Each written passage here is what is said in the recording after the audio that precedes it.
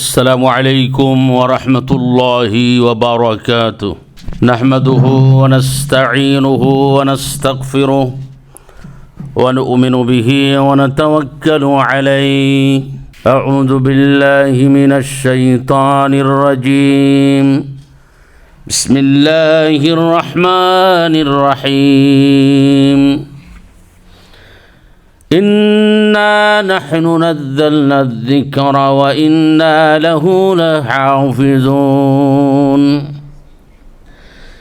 يريدون ليطفئوا نور الله بأفواههم والله متم نوره ولو كره الكافرون. يا أيها الذين آمنوا صلوا عليه وسلموا تسليما. اللهم صل على سيدنا مولانا محمد وعلى آل سيدنا مولانا محمد. اللهم صل على سيدنا مولانا محمد وعلى آل سيدنا مولانا محمد. আল্লাহ তাআলার হাজার লাখ কোটি শুকর। ঠান্ডা আবহাওয়ার মধ্যে ঠান্ডা বাতাস বইছে, এর ভিতরে আমরা একটুখানি আগে আসতে পেরেছি। এই জন্য আল্লাহ তাআলার শুকর আদায় করি, পড়ি আলহামদুলিল্লাহ তাআলা। কালামে হাকিম থেকে যে আয়াতে কারিমা তেলাওয়াত করেছি, এই সংক্ষিপ্ত সময়ে আমরা কিছু কথা বলার চেষ্টা করব। আমরা পড়ছি ইনশাআল্লাহ। আল্লাহ তাআলা কালামে হাকিমের মধ্যে বলেন, সূরাতুল হিজর ভার্স নাম্বার 9, কি ইন্না নাহনু নাযালনা যিকরা ওয়া ইন্না লাহু লাহাফিজুন। এর মানে হলো, নিশ্চয়ই আমি কোরআনকে বা জিকিরকে নাজিল করেছি এবং এই কোরআনকে মানে জিকির, কোরআনের অনেকগুলো নাম, এর মধ্যে একটি নাম হলো জিকির। তো কোরআনের অনেকগুলো নামের ভিতরে একটি নাম হলো জিকির। জিকির মানে কোরআন। কোরআন পড়লে আল্লাহ তাআলার জিকির হয়। এই জন্য আল্লাহ তাআলা এই কালামে হাকিমের নাম রেখে দিলেন জিকির। তো আল্লাহ তাআলা বলেন, এই জিকির বা কোরআনকে আমি নাজিল করেছি এবং এই কোরআনকে কিয়ামত পর্যন্ত আমি হেফাজত করে নিব। আলহামদুলিল্লাহ পড়ি। কোরআনকে কেউ ইচ্ছা করে ফেব্রিকেট করতে পারবে না, এটাকে চেঞ্জ করতে পারবে না, এটা পরিবর্ধন করতে পারবে না, কারণ এটা হেফাজতের জিম্মাদার কে নিয়েছেন? আল্লাহ সুবহানাহু ওয়া তাআলা। যেই কাজের জিম্মাদার আল্লাহ নেন, তার মধ্যে কোনো ভয় আছে? ভয় নাই। যেমন قال رسول الله صلى الله عليه وسلم من صلى الصبح فهو على ذمة الله.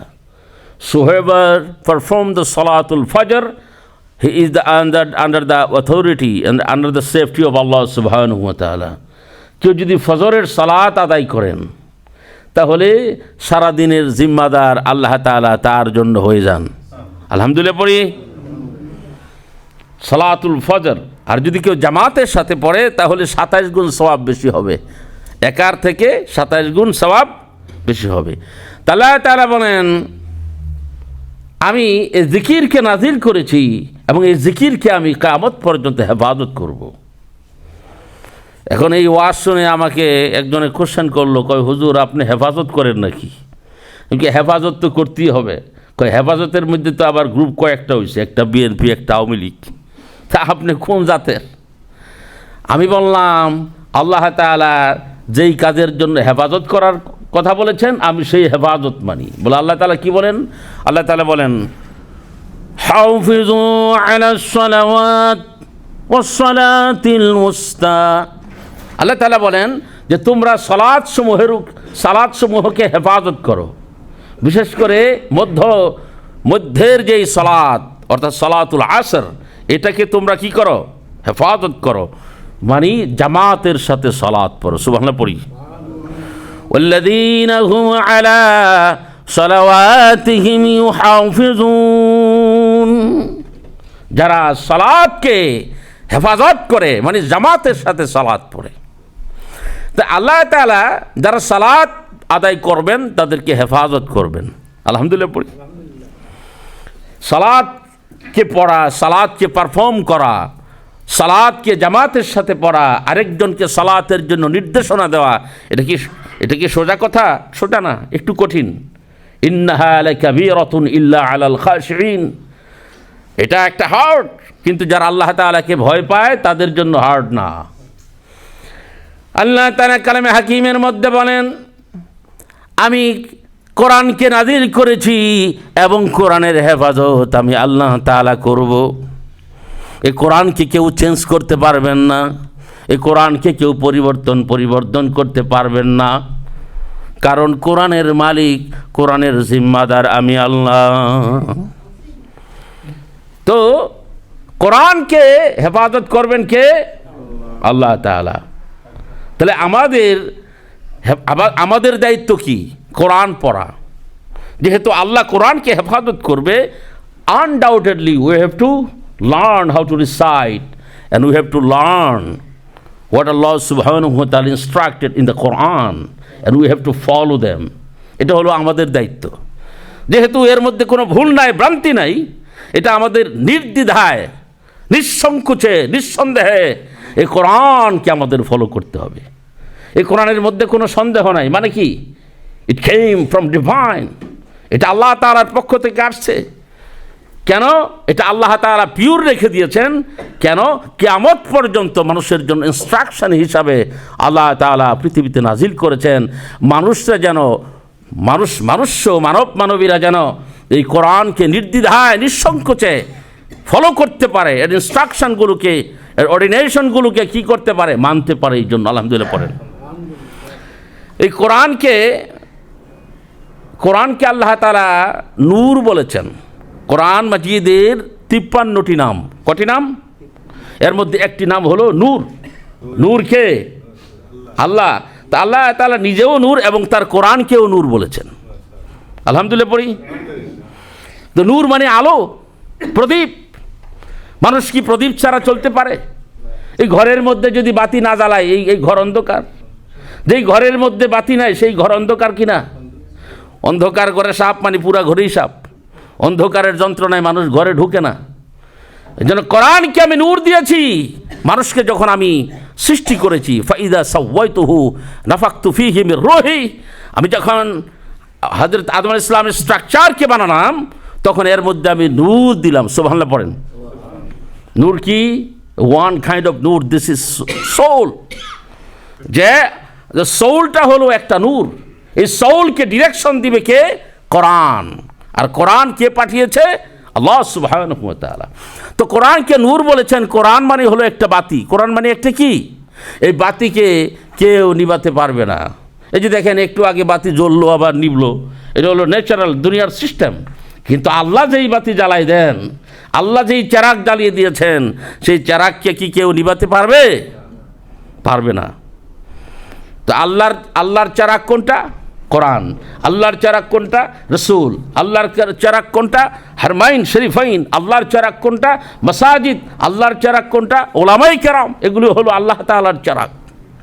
কেমন?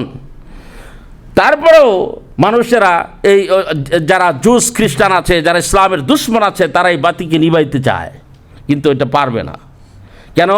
আল্লাহ তাআলা মানুষদেরকে দিশা দিয়েছেন, প্রদীপ দিয়েছেন। কেন?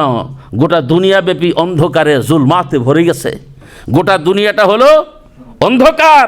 এর মধ্যে আল্লাহ তাআলা নূর দিয়েছেন, মানে চেরাগ দিয়েছেন, মানে কোরআন দিয়েছেন। সুবহানাল্লাহ পড়েন। গোটা পৃথিবীতে অন্ধকারে ভরা, কারণ পৃথিবী চালাচ্ছে শয়তান। পৃথিবী শয়তানের শাসনে আছে এখন। গোটা পৃথিবী জোড়া শয়তানরা এখন গালেব। আর যারা ইমানদার তারা হলো মাগলুব। শয়তান এখন গালেব। এই শয়তানেরা হলো, শয়তানের যত কাজ কর্ম আছে সব হলো জুলমাত। সব কি? জুলমাত। সে জুলমাত থেকে মানুষদেরকে অন্ধকার থেকে আলোর দিকে নিয়ে আসবেন কে? নবী আম্বিয়ারা। কে? কোরআন। তো সেই অন্ধকারের বাতি যদি কেউ নিভাই দিতে পারে তাইলেই তো সব শেষ হয়ে গেল। আল্লাহ তাআলা বলে যে না, কেউ আমার এই কোরআনকে কেউ মানুক আর না মানুক, আমি এটাকে এই প্রদীপ আমি আল্লাহ নিজে জ্বালিয়েছি। সুবহানাল্লাহ পড়ি। এই জন্য মসজিদে আকসা কত নির্যাতন, কত জুলুম, কত কিছু, কেউ দেখেন সে আবার সেখানে খুতবা হচ্ছে, সালাত হচ্ছে, বন্দেগী হচ্ছে, কিয়াম হচ্ছে, তারপরে আপনার কি হচ্ছে, সালাতুত তারাবি হচ্ছে, সব কিছু হচ্ছে। পৃথিবীর সমস্ত ইমানদাররা আবার সেখানে যাচ্ছে। এই চেরাগ জ্বালিয়ে দিলেন কে? আল্লাহ। আল্লাহ তাআলা কালামে হাকিমের মধ্যে বলেন, ইউরিদুনা লিউতফিউ নূরাল্লাহি বিআফওয়াহিহিম ওয়াল্লাহু মুতিম্মু নূরিহি ওয়ালাউ কারিহাল কাফিরুন। যে তারা চায় কোরআনের বাতিকে নিভাই দিতে, কিন্তু তারা পারবে না। বলছে কেন? কই এই বাতি জ্বালাইছেন আল্লাহ, আল্লাহু মুতিম্মু নূরিহি। আচ্ছা বলেন, এটা একটা বিরাট প্রকাণ্ড বাতি যদি এখানে জ্বালানো হয়, বিশাল, মনে করেন ঝাড়বাতি, এটা কি ফুয়াই দিলে নিব? কেউ যদি ফুয়াইতে যায়, অথবা একটা প্রচণ্ড একটা আগুন জ্বালাইলেন, এখানে কেউ যদি এটাকে নিবাইতে যায় তাহলে নিববে? নিববে তো নাই, বরং তার দাড়ি মোজ সুদ্ধা, মুখ টুক সুদ্ধা সব পুইরা জ্বল্লা চেহারা বিভৎস হয়ে যাবে, ঠিক কিনা? আল্লাহ তাআলা বলেন, আমি এই কোরআনকে, ইসলামকে জ্বালিয়েছি নূর। قد جاءكم من الله نور وكتاب مبين। তোমাদের কাছে আসছে একটি মিনাল্লাহি নূর, একটি আলো আর একটি প্রকাশ্য কিতাব। সুবহানাল্লাহ পড়ি। এই প্রদীপকে নিভাতে কেউ পারবে না। গ্রাম দেশ থেকে এক সহজ সাধারণ লোক আসছে। কোথায়? ঢাকাতে। আসার পরে মালিক বলল, বাবারে বাতিটা একটু নিভাই দে, মানে ঝাড় বাতি আর কি। তো বেচারায় চেয়ারের উপরে দাঁড়াইয়া বাতির মধ্যে ফু দেয়। আচ্ছা, ফু দিলে কি এটা নিববে? তো মালিক বেচারা বলল, ফুয়াইলে নিববে না, তুই সুইচের মধ্যে টার্ন অফ ইট। কেমন? এটাকে টার্ন অফ কর, সুইচের মধ্যে নিবা। সুইচের মধ্যে টার্ন অফ করলে এটা নিভে যাবে। তো এই বাতির টার্ন অফ অ্যান্ড অনের দায়িত্ব কে নিয়েছেন? আল্লাহ সুবহানাহু ওয়া তাআলা। আপনারা সকলে আমার দিকে তাকান, আমাকে তো আর পাবেন না সব সময়। তো আমি কালামে হাকিমের গুরুত্ব সম্পর্কে এখানে কথা বলছি। কালামে হাকিমের এতই গুরুত্ব যে মানুষকে আল্লাহ তাআলা, মানুষেরা যদি কোরআনকে ফলো না করে, আল্লাহ তাআলা কালামে হাকিমের মধ্যে বলেন যে তারা হলো মৃত। All the people of this world, they are dead except the believer.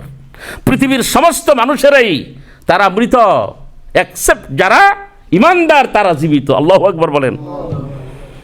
মানুষেরা সব মৃত, যেহেতু তারা অন্ধকারে পড়ে আছে, তারা মৃত। আল্লাহ তাআলা কালামে হাকিমের মধ্যে বলেন, আওয়ামান কানা মাইতান ফাহিয়াইনাহু। আল্লাহ সুবহানাহু ওয়া তাআলা প্রশ্ন ছুড়ে দিলেন, সে কি মৃত ছিল না? আমি তাকে জিন্দা করলাম। সুবহানাল্লাহ পড়েন। সূরাতুল আনআম 122 ভার্স নাম্বার। সে কি মৃত ছিল না? সে তো মৃত ছিল। ফাহিয়াইনাহু, আই গেভ হিম লাইফ, আমি তাকে জীবন দিলাম। তারপরে কি? ওয়াজআলনা লাহু নূরান ইয়ামশি বিহি ফিন্নাস। তাকে আমি জিন্দা করলাম, জিন্দা করে এর মধ্যে আমি নূর দিলাম। সেই নূর মানে প্রদীপ, সে প্রদীপ দিয়ে অন্ধকারের মধ্যে চলবে। সুবহানাল্লাহ। গোটা পৃথিবীটাই অন্ধকারে আছে, শয়তানের দখলে। আল কুফরু মিল্লাতু ওয়াহিদা, পৃথিবীর সমস্ত শক্তি এক, সমস্ত কুফরি শক্তি এক। মনে রাখতে হবে, পৃথিবীর সমস্ত কুফরি শক্তি কি জুইস বলেন, কি খ্রিস্টান বলেন, কি মূর্তি পূজক, কি অগ্নি পূজক, যত জাতের কাফের মুশরিক আছে, তারা সব দল একটা, আর শুধুমাত্র ইমানদাররা হলো এক দল। আল্লাহু আকবার বলেন। তো সমস্ত দলেরা আছে অন্ধকারের মধ্যে, তাদের অভিভাবক হলো শয়তান। তাদের অভিভাবক কে? আর ইমানদারদের অভিভাবক হলেন কে? আল্লাহ তাআলা বলেন, সূরাতুল বাকারার মধ্যে পাবেন, আল্লাহু ওয়ালিয়্যুল্লাযীনা আমানু ইখরিজুহুম মিনাজ যুলুমাতি ইলান নূর ওয়াল্লাযীনা কাফারু আউলিয়াউহুমুত তাগুত। আল্লাহ তাআলা বলেন যারা ঈমানদার তাদের অভিভাবক হলেন আল্লাহ তাআলা। আল্লাহ তাআলা তাদের অন্ধকার থেকে আলোর দিকে নিয়ে আসবেন। ওয়াল্লাযীনা কাফারু, আর যারা কাফির হবে, আউলিয়াউহুমুত তাগুত, তাদের ওলি হলো তাগুত মানে শয়তান। ওলি মানে কি? অভিভাবক। ওলি মানে হলো অভিভাবক। কেমন? তা আল্লাহ আমাদের ওলিকে আল্লাহ, আর বাতিল জালেম শয়তান খবিস জুস খ্রিস্টান নাজুসি মাজুসি মূর্তি পূজক তাদের অভিভাবক কে? বলেন কে? শয়তান কইতে কি আপনাকে মায়া লাগে নাকি? তো মিনমিন মিনমিন আমি বলতে পারি, আপনারা বলতে পারেন না কেন? আপনারা শীতে ঠান্ডা হয়ে গেছেন, বুঝতে পারছি। বন্ধুগণ, তাহলে গোটা পৃথিবী জুলমাতে ভরে গেছে, এর মধ্যে লাগবে কি? আলো। সে আলোটা কি? কোরআন মাজিদ, ফুরকানে হামিদ। সুবহানাল্লাহ পড়েন। আল্লাহ তাআলা কালামে হাকিমের মধ্যে বলেন, কিয়ামতের কঠিন ময়দান যেদিন হয়ে যাবে, কোরআন সেদিন যারা কোরআনকে রিসাইট করবেন, যারা কোরআনকে পড়বেন, যারা কোরআনকে শিখবেন, ইসফাউল কোরআনু ইয়াউমাল কিয়ামা, যারা কোরআনে মাজিদকে শিখবেন, রিসাইটেশন করবেন, নিজে শিখবেন, বাচ্চাদেরকে শিখাবেন, ফাহাল্লা হালালাহু ওয়া হারামা হারামাহু, যারা কোরআনের ইনস্ট্রাকশনকে মানবেন, হালালকে হালাল মনে করবেন, হারামকে হারাম মনে করবেন, আদখালাহুল্লাহুল জান্নাহ, আল্লাহ সুবহানাহু ওয়া তাআলা তাদেরকে জান্নাতে প্রবেশ করাবেন। আর কি? ইসফাউল কোরআন ইয়াউমাল কিয়ামা, কিয়ামতের দিন কোরআন তাদেরকে শাফাআত করে করে জান্নাতে নিয়ে যাবে। আলহামদুলিল্লাহ পড়েন। আপনারা সবাই কি বাংলা বুঝেন এখানে, নাকি আমি তো বুঝতেছি না? কেউ বাংলা বুঝে, অনেকে আছে কেউ যে বাংলা বুঝে না। Maybe you don't understand Bengali, but I see you like a Middle East person, alhamdulillah ta'ala. So that's why I don't speak in English. The Prophet Islam said you have to explain in your own language. That's why I'm explaining with our English. But if I see the young, then I like to speak in English. Alhamdulillah পড়ি। তো কি বলছিলাম, মানে সময় কম, তো আমি আপনাদেরকে কোনটা ধুয়ে কোনটা শিখাবো, কোরআনের গুরুত্ব শোনাচ্ছি আপনাদেরকে। শুধু আজকে কোরআনের গুরুত্বটা আপনাদেরকে একটুখানি শোনাচ্ছি। তাহলে গোটা পৃথিবীটাই অন্ধকার। বলছে কি? কয় তাকে হালাল হারাম নাই। আচ্ছা, এই দেশে যে মনে করেন, এই দেশে আপনার বিয়ে শাদী সারা বাচ্চা কাচ্চা ওইগুলি আপনার জানেনই, জানেন? আপনি জানেন বন্ধুগণ, এগুলি আপনি জানেন? এই দেশে বাচ্চা প্রোডাকশন দিতে কোনো বিয়ে শাদীর প্রয়োজন হয় না, জানেন তো? Just we are Muslim, we have to follow the instruction of Prophet sallallahu alaihi wasallam. That's why encourage the people to get married. এবং আমাদের বাচ্চাগুলো যারা আছে তারা যদি উপযুক্ত হয় তাদেরকে বিয়ে শাদীর জন্য এনকারেজ করা। আমাদের বাচ্চাগুলো যেন কাফের মুশরিকদের মতো বেহায়া জানোয়ারের মতো না হয়ে যায়। আমি কিচ্ছু বলতে পারবেন না, বাচ্চাদেরকে যদি কোরআন শিক্ষা না দেন, কোরআনের তালিম না দেন, তাহলে জানোয়ারের মতো হয়ে যাবে। কারণ বিয়ে শাদী এগুলি শিখায় কারা? কোরআন এবং সুন্নাহ। কোরআন এবং সুন্নাহ ছাড়া তো বিয়ের তো দরকার হয় না, জানোয়ারের মতো হয়ে গেল। কি বলেন? আপনাদেরকে বাদশাহ আলমগীরের নাম আমরা শুনেছি তো, দিল্লির বাদশাহ, অত্যন্ত বড় জবরদস্ত আলেম ছিল, ওলি ছিল। তো উনি দিল্লির মসজিদের ইমাম, আল্লাহু আকবার, জুমার দিনে গিয়ে উনি জুতা পাহারা দেয়। দিল্লির জামে মসজিদের ইমাম জুমার দিনে গিয়ে কি করেন? জুতার খাদেম। কে? আপনি বুঝতেছেন না? দিল্লির বাদশাহ আলমগীর। আল্লাহু আকবার বলেন। বাদশাহ আলমগীরের মা ডেকে বলে, বাবা তুমি তো জাহাপনা, তুমি তো আলমপনা, দেখি দিল্লির মসজিদের খতিবের ইমামের তুমি জুতার খাদেম, এটার কারণটা কি? বাদশাহ আলমগীর ডেকে বলে, মারে আগামীকাল সকালে তোমাকে আমি আর জবাব দিব, ভালো করে শুনি। বলে কিভাবে রে বাবা, কিভাবে জবাব দিবা? কয় মা, আগামীকাল সকালে তোমাকে আমি গরুর পালের দিকে নিয়ে যাব। কোথায় নিয়ে যাব? গরুর পালের দিকে নিয়ে যাব। ভোরদিন যখন ভোর হয়ে গেল, রাখালেরা গরু ছাগলদেরকে মাঠের দিকে নিয়ে যাবে। এবার বাদশাহ আলমগীর ডেকে বলে, মা এই যে দেখো গাবি, এর পেট থেকে 2 বছর আগে তার শাবক হয়েছে, বাছুর হয়েছে, আজকে সে উপযুক্ত হয়ে গেছে, বালক হয়ে গেছে। 2 বছর পর আবার সেই গাবি হিট হলো, তার প্রজননের সময় হয়ে গেল। দেখা গেল 2 বছর আগে যেই বাচ্চা মা জন্ম দিল, আজকে সে ষাঁড় হয়েছে, শক্তিশালী, হৃষ্টপুষ্ট হয়েছে। সেই ষাঁড় তার গাভী নামক মায়ের উপর চড়াও হয়েছে। এটা কি হারাম না হালাল? হারাম। এটা হালাল হবে, হারাম হবে কীভাবে? কোনো গাভী যদি আপনার কি বাছুর জন্ম দেয়, আর সে যদি উপযুক্ত হয়, আর সেই গায়ে যদি হিট হয়, তখন তাকে প্রজনন দিতে হবে না? কি গণ তাকে দিতে হবে না? তখন এটা তার জন্য হালাল। এটা তার জন্য কি? তারা পশু, তারা জানোয়ার। এগুলি শুনেন নাই আপনার? জানোয়ার তো, তারা কি মানুষ? আলমগীর ডেকে মনে মারে, দেখো নিজের ছেলে নিজের মায়ের উপর চড়াও হয়েছে। বলে কেন? এটা কি হালাল না হারাম? বলছে হালাল, তারা পশু।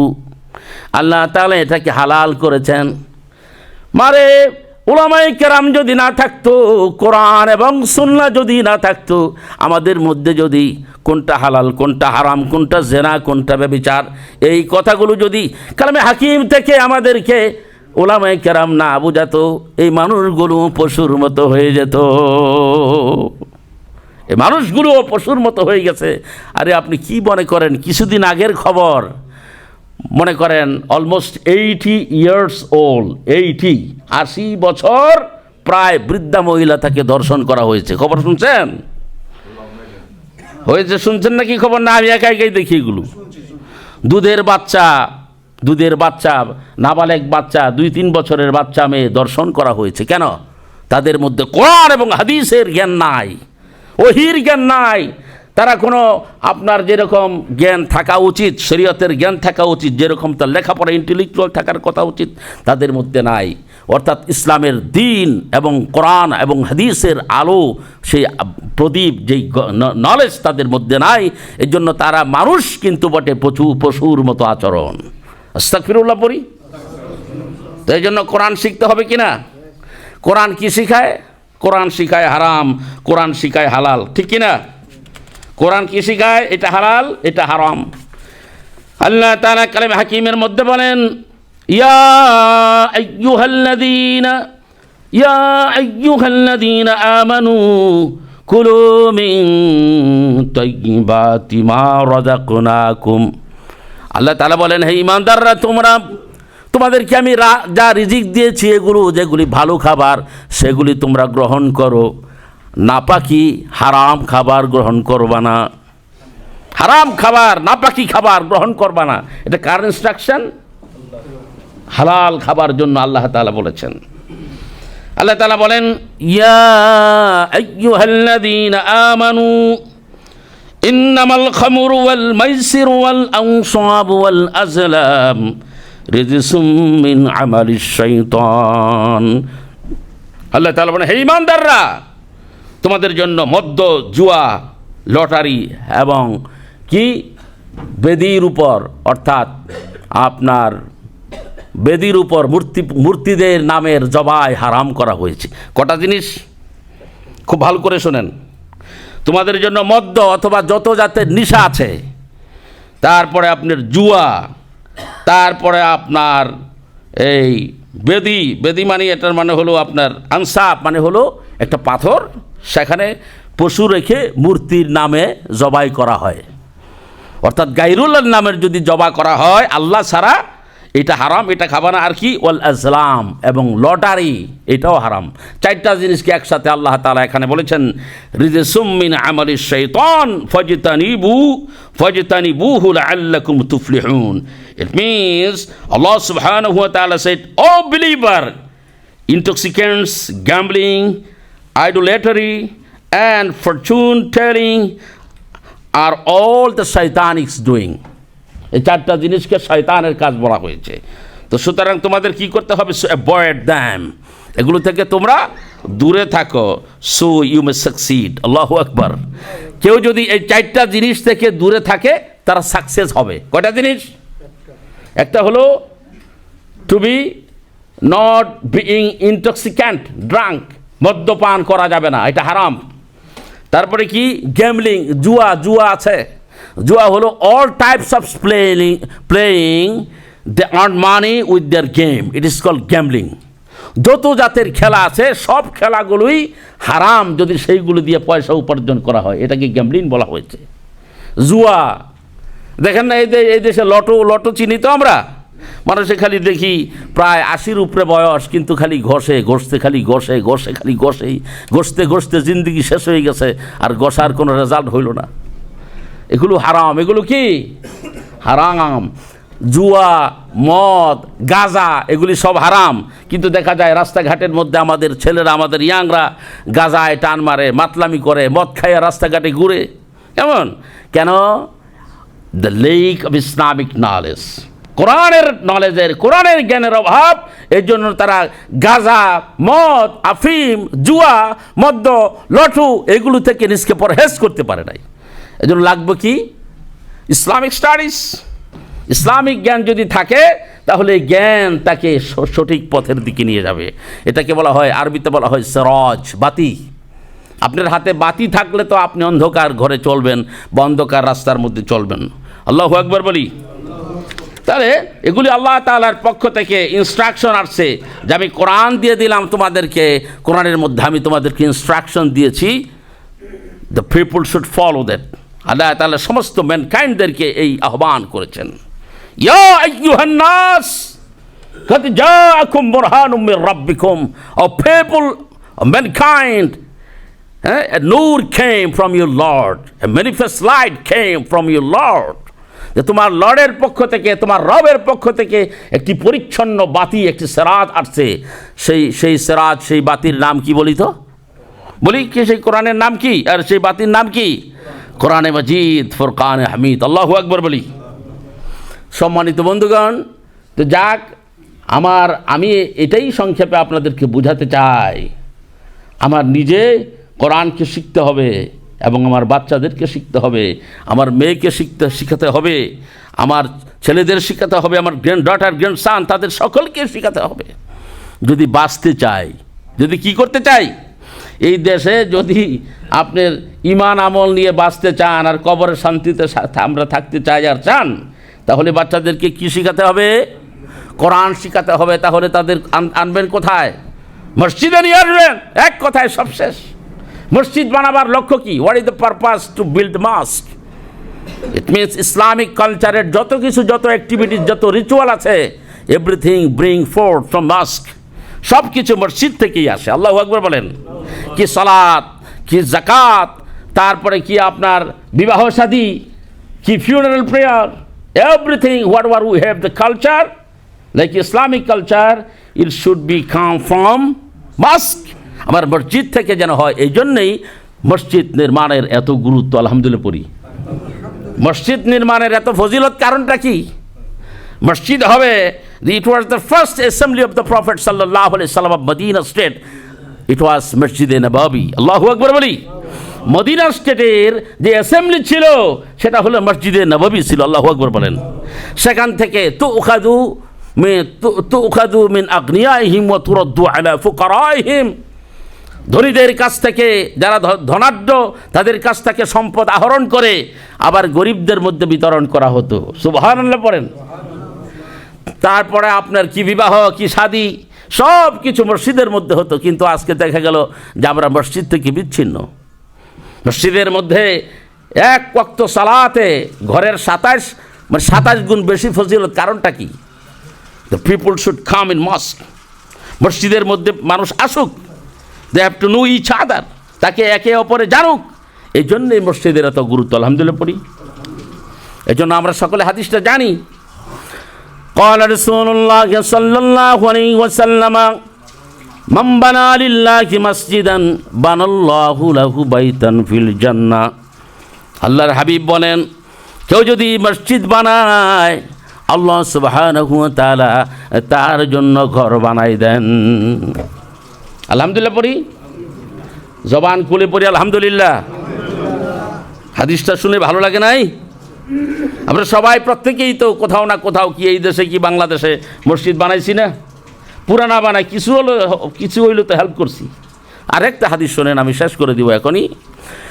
قال رسول الله صلى الله عليه وسلم من بنى مسجدا, কেউ যদি চড়ুই পাখির ঘরের মতো কেউ যদি মসজিদ বানায়, বানাল্লাহু লাহু বাইতান ফিল জান্নাহ, আল্লাহ তাআলা তার জন্য জান্নাতের মধ্যে ঘর বানায় নেয়। চড়ুই পাখির ঘরের মতো কেউ যদি মসজিদ বানায়, হ্যাঁ, কামাফহাসিকাতাতিন বানাল্লাহু লাহু বাইতান ফিল জান্নাহ, আল্লাহ তাআলা তার জন্য জান্নাতের মধ্যে ঘর বানায় দেয়। সুবহানাল্লাহ পড়ি। এই যে মসজিদের এত গুরুত্ব, কারণটা কি? কারণটা হলো যে আমাদের যত কালচার, তহজিব, তামাদ্দুন, জামাত, মেলামেশা, বিবাহ শাদী, ফিউনারাল প্রেয়ার, এভরিথিং সব কিছু মসজিদ ভিত্তিক, মসজিদমুখী। আলহামদুলিল্লাহ পড়ি।